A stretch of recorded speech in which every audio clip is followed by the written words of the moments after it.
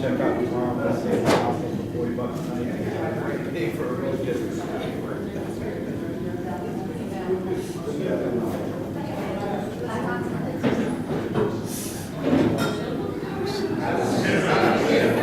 For attending the fireworks reception for NADWCon 2013.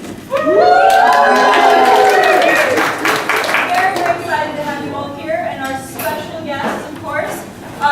You may have noticed a couple of ducks. We are celebrating this evening the marriage anniversary of Pat and Janet Harden.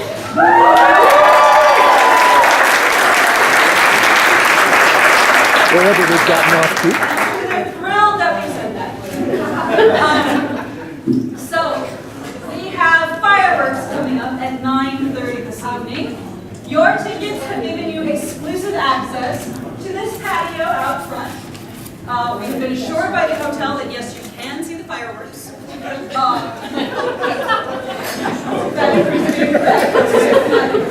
But no, the fireworks should be happening pretty much overhead, so that would be lovely. If, however, you feel like you would like to find another place to view the fireworks from, you are welcome, of course, to go to the 5th floor pool deck and watch from there. However, please keep in mind that that is not part of the ticket sales here. This is the part that is reserved only for the guests that came here. So that is what we have for you tonight. We also have a bit of entertainment this evening. We have two of the best well-known squirrel-related raccooneurs who have a small debate on this, the 4th of July, and the merits of American independence. I give to you Bernard Pearson and Esther Pearson.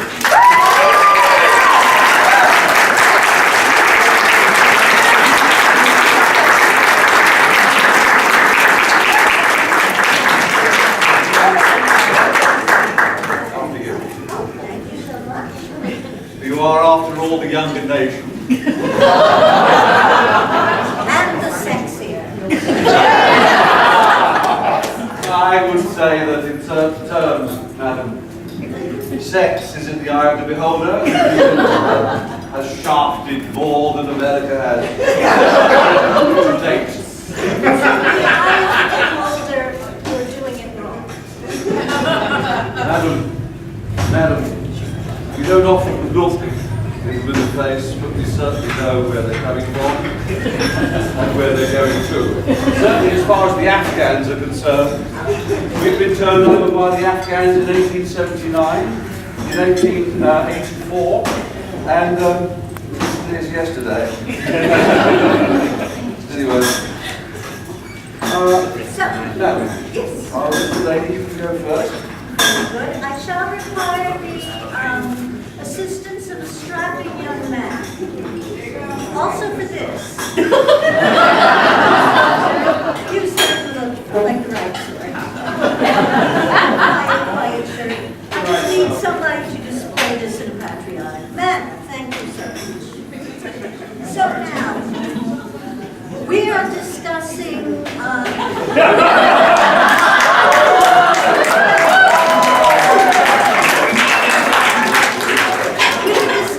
the advisability of America saying, sorry, we were bad, and can we come back to that?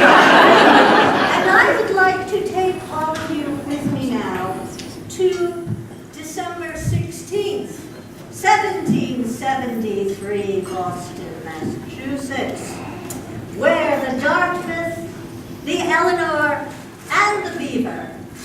And Ward, we are all worried about the Beaver. In the harbor, filled with tea, and there's a whole big kerfuffle, to use the technical term, about whether or not the American colonists are going to pay the tea tax. And so there was a small meeting at the Old South Meeting House in Boston, and about 7,000 people showed up. And Samuel Adams, patriot and brewer, so of course he was against tea, was here to say this meeting can do nothing further to save the country and which he added, "Will nobody rid me of these troublesome leaves?" Later that night, a group disguised as Native Americans boarded the ships. The night was quiet except for the giggles of the gentleman who had been assigned to the Beaver.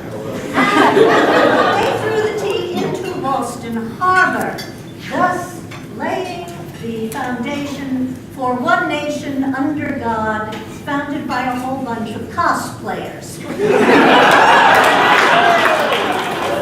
And you would have us give up this proud heritage. You know, we've got the Kardashians.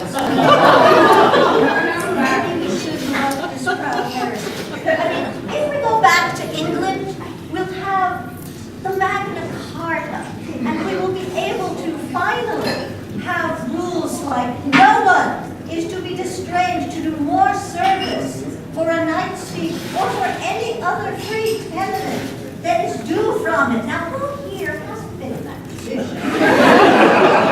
As sizes, oh, I'm sorry, that means something else. As sizes of their presentment are always to be taken before our justices of the bench and are to be completed there. And, oh, here we have one that I think is Governor Perry of Texas' favorite. No one is to be taken or imprisoned on the appeal of a woman. Or the death of anyone, save for the death of that woman's husband. All righty there. And also, if we do go back to you, we can give up silly rules like the infield fly and cricket instead as our national pastime, which means we will give up the silly infield fly and instead we can have biffers, bosies, bunnies, bunsons, diddly doggies, dill scoops, dinks, gazumpers, golden ducks, and googlies, maiden overs, mongoose bats, molly rubbers, nibbles, nurdles, peaches, perfume balls, pie chuggers, rabbits, whip ticklers, swabs, ticky dogs, sledging, tices, tickles, toe crushers, and of course, the yips. Who here has not wanted to have the yips as part of our national pastime? Me. Oh, look at that. I think I'm still doing all right for time. And I have here the explanation of cricket if you do take us back, which I dearly hope you will, because then we can export the Kardashians. And you spent years sending us all your religious crazies and debtors, and I keep telling you that's what Australia's for. Okay, here's the rules of cricket, everybody. I stole this off the tea towel.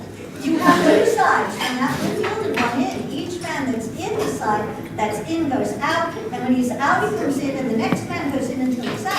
When they are all out, the side that's out comes in, and the side that's in goes out, and tries to get those coming in out. Sometimes you get men still in and not out.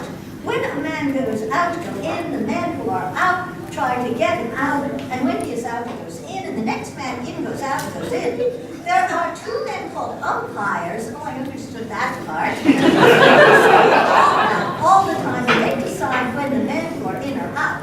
When both sides have been in, and all the men are out, and both sides have been out twice after all the men have been in, including those who are not out, that is the end of the game.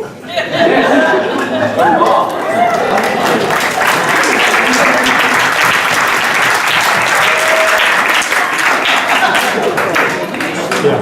Oh, thank you.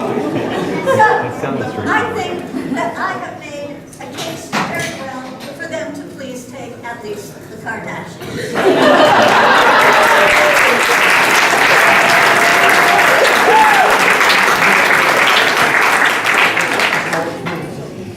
Madam, that was indeed a spirited argument, and one which I would expect the calibre of intellectual yours. Now then, first let me declare, ladies and gentlemen, I'm an Americophile. I love America. I love it. I love coming to America. I like mixing with American folk. And I'm a great believer in what America has done.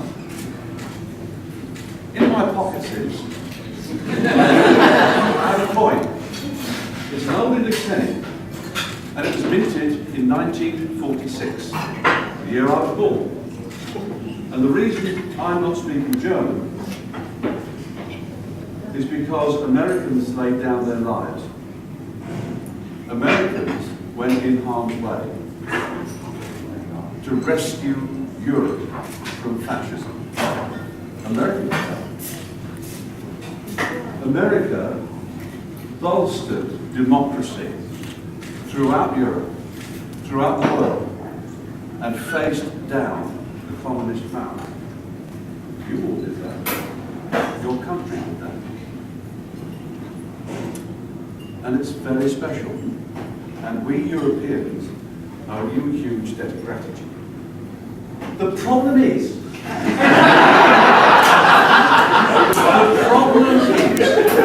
if you look at your political system,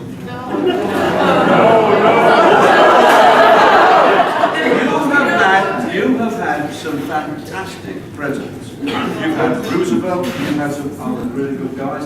I personally think that this fellow's a good bloke you've got. But you know, that's my own opinion, and I'm a guest in your country.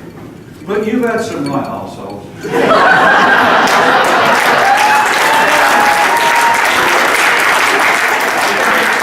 I'm very sorry, our political system in England is a crock of shit. But I'm sorry, there's children about. Children, Uncle Bernard says these words. You do not. Otherwise, Uncle Bernard is on the naughty step for so long. You had some fantastic presidents. You had some really great guys. I didn't say you've had some interesting ones. And the reason is, the problem you have, it's a real problem, is that your president is the head of your government, is the head of your state, is the head of your country. So the man that has reached the greasy pole, the top of the greasy pole, to become president is then representing your country in all sorts of events, in all sorts of areas.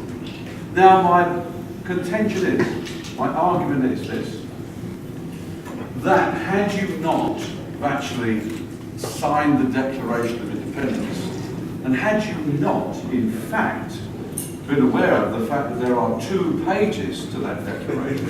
Page 2 is still in existence. The very Reverend Colin Smythe, who is a man of enormous talent, sharp, and education, is, as you know, very closely entwined with a number of universities, and has actually assured me he has seen page 2 of the Declaration of Independence, which says that America comes back to us in 2018.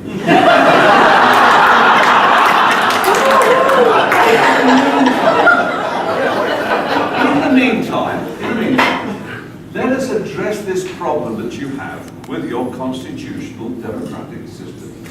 That you have at the top, representing your country, be it a good guy or a bad woman, whatever, you've got a human being. Now, I've been a soldier, as you know, and I've been a police officer, as you know, and I know that your soldiers and your police officers and your public employees, they swear allegiance to the flag. Now that's good. Swearing allegiance to a flag is okay. Much better to swear allegiance to a monarch. Much better. And I love this lady. She's a star. But even she has to say that it would be a much better America if you had a monarch that is above or sideways off your political system. So you have a monarch who can go around and open vast buildings and can do wonderful things. You could have a whole layer of knighthoods so that the great and the good and the corrupt can all be organised. And so you can have knights. Now, you know, I can only say on behalf of the People's Republic of Wincanton and the Emporium, that we can supply you with a breathing pair of royals.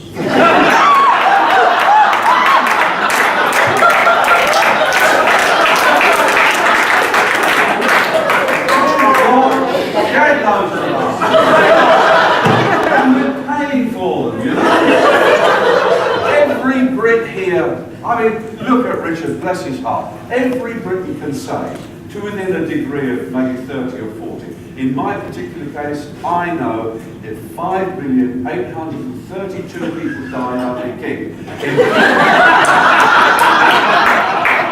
be 7,942,500,000. You know? As the glorious Amy, well, you know, she'd be a lovely queen anywhere, but you know, so we can supply you with a breeding bear. Now we'll throw in a castle. Can't be fairer than that. You're going to come back to us in 2017, 2018 anyway. So you might as well bite on the bullet now, have a royal breeding bear, get it over and done it. You can have a single. Have a single. Find a bride from America. You know? Why not? It would be a brilliant thing to do. Then you've got your own homegrown royals. Any of you ladies around it? There's so many pretty ladies. Would you like to be a queen? I mean this in a regal sense. Because I'm already concerned, we share a language, but we get things differently. I was doing once and I said to this lass, I'd really like to make your acquaintance. And so, you know, and I got into a lot of trouble. And all I meant was I wanted to meet her. So her acquaintance was lovely. Anyway. So, ladies and gentlemen, my proposal is this, that I'd like you to vote on. That the inevitable is that we are two nations sharing a similar language. We both kick about a form of democracy which actually, to a large extent, works. You are now the leaders of the world. You are where you hold a position. Very briefly, it won't last forever. But you at the moment are the most powerful nation on earth. And you are all inheriting on this very special day the bravery of your forebears and their energy and their foresight in freedom. And I, as a Briton, I raise my glass for that. But do please have some of our royals. We've got them coming out.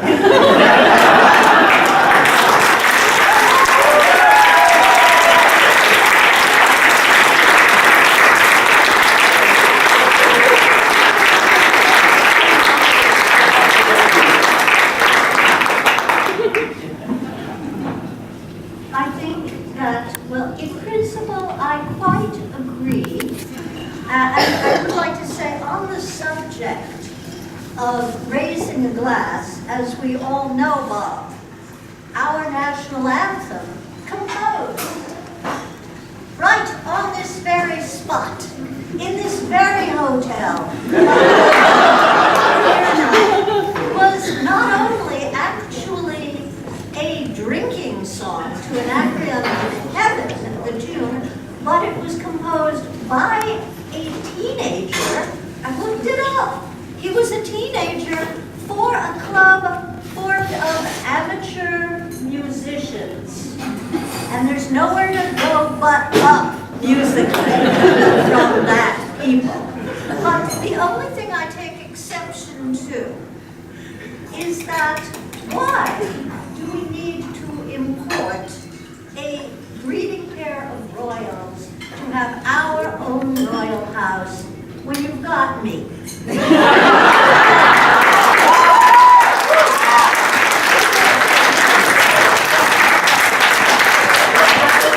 the princess. Just ask my parents. I have already provided my lord and master oh, there he was.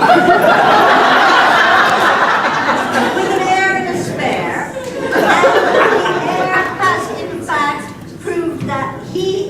Of good breeding stock by providing an heir. Granted, the child is learning French as a second language, but this can be, you know, chevied out of him at a date.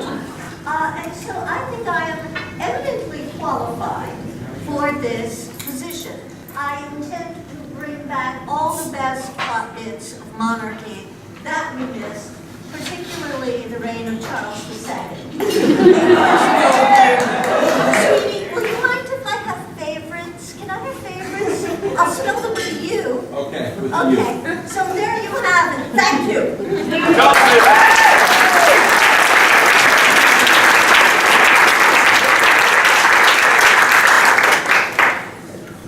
I'm not sure about that. You see, the thing is, our royals have been interbred for years. They're like racehorses, you know? They're fleet of foot. They have the ears of the bat. They have the eyes of the hawk, and they have the brain of the newt. Thank you, Spike Milligan. I'm prepared to go that's a brilliant part of our royal family. But I do think, and I put it to you all, as an English gentleman, I do think you ought to have a proper royal breeding pair that actually will look good on a stamp. And I'm not saying or a note or a coin, and it just we have got them. We have got them. In fact, not many of you know, but in fact, Ian is in fact the third in line. Is the Duke of Westminster. He's on the wrong side of the blanket, most certainly, but genealogy-wise, and of course, Reb is in fact a Welsh princess. So, if you were to take them as your royal family,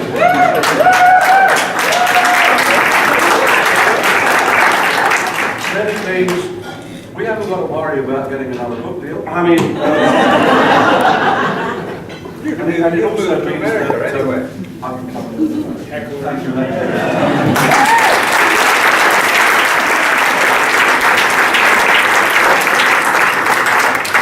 Madam Chair, you can take a vote. Well, you've heard the arguments, both pro and con, to the Kardashians no longer being part of this great nation.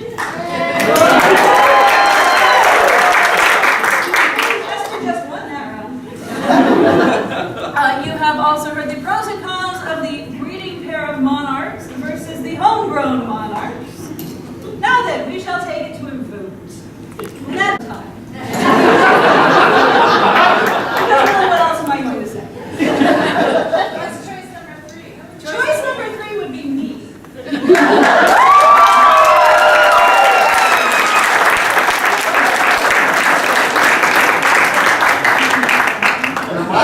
Dear fact, I think we can all say that we've had an excellent debate this evening by our two wonderful presenters who have made very cogent arguments, and we will all be looking forward to waving the Union Jack come 2018.